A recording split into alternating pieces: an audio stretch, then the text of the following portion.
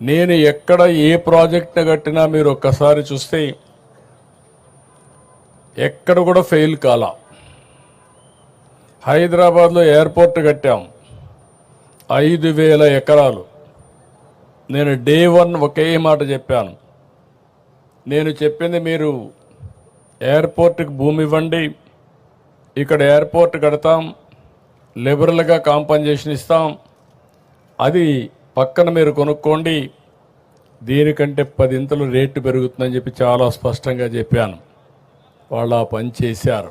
ఎంతమంది రెచ్చగొట్టినా వినకుండా చేస్తే అక్కడ ఎయిర్పోర్ట్కి ల్యాండ్ ఇచ్చి పక్కన ల్యాండ్ కొనుక్కున్న వాళ్ళందరూ కోటీశ్వరులు అయ్యారంటే అది ఆ రోజు నేను చూపించిన విజన్ అని చెప్పి కూడా నేను మీకు తెలియజేస్తున్నా. ఆ నమ్మకంతో మీరు ముందుకొచ్చి దగ్గర ల్యాండ్ పూలింగ్ కాన్సెప్ట్ ఇది ప్రపంచంలోనే నూతనమైంది. ఎక్కడ ఏ దేశంలో కూడా సక్సెస్ కాలా.